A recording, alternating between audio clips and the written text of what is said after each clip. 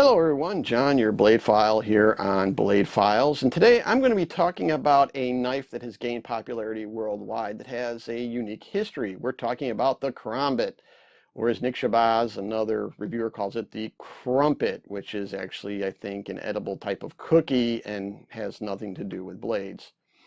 The Kerambit itself predates steel in Malaysia, Indonesia, and the rest of the archipelago region in that area. And actually the story is the Kerambit was originally made out of a tiger claw that had embedded itself into a man who was attacked by a tiger, and his wife had taken it and drilled a hole in it and put a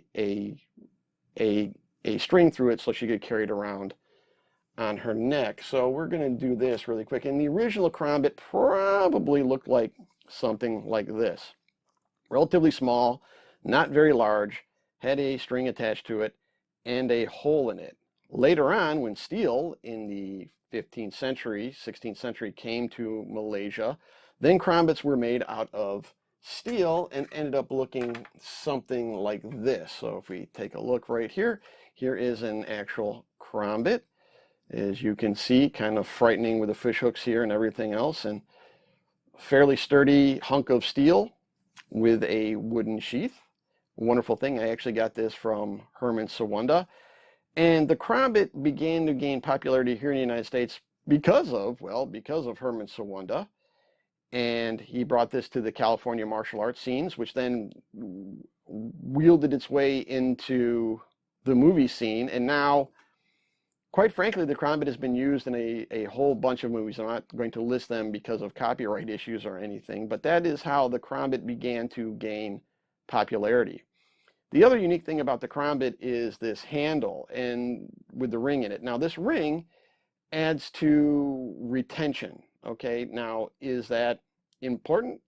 I don't know in that regard. Some people tactically would say it is. I would say I don't know. But the cool part about the Kerambit is you can flip it all over the place. I'm not going to flip it here on camera because I may strike the camera. And also I've seen too many people actually hurt themselves flipping the Kerambit improperly or holding it improperly. Now the Kerambit has also evolved, to be quite frank, into hawk-billed type of blades, and this is like the ultimate hawk-billed blade. This is the CRKT Provoke based off of Joe Caswell's morphing Kerambit. This is your classical hawk-bill type of Kerambit with the hawk-bill type blade, obviously, because it resembles, a hawk's bill, obviously. Fantastic knife. I do review it later on the channel. We do have these for sale on the website, schoolofarmsmedia.com, under EDC. I would highly recommend purchasing one because it is a really unique piece at a really, really, really great price point.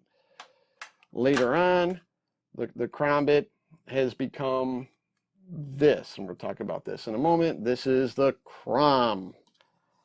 All right, it's designed by Jared Wahangi. It is a tactical self-defense tool with a finger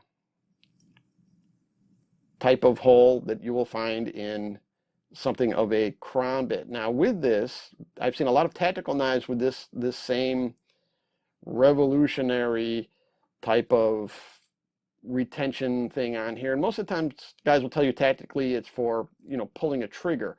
I got to be dead honest with you. If you need to stab and shoot somebody, you've got really, really major problems. Okay, and also if you're a civilian and you do this, you will have major, major, major legal bills. Hopefully you have a good lawyer on standby.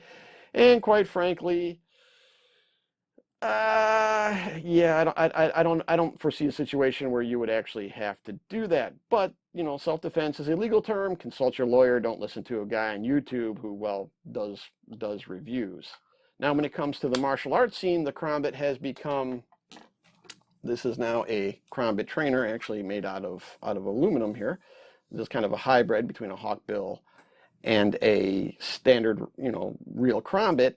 Has become pretty much a tool used by everybody now. So it migrated from Malaysian martial arts into Indonesian martial arts, into Filipino martial arts, which, by the way, has nothing to do with this blade, but my God, they have them too, all the way into everything. So now you have Taekwondo Kerambit, you have Krav Maga Kerambit. I think everybody uses a Kerambit now in their martial art training.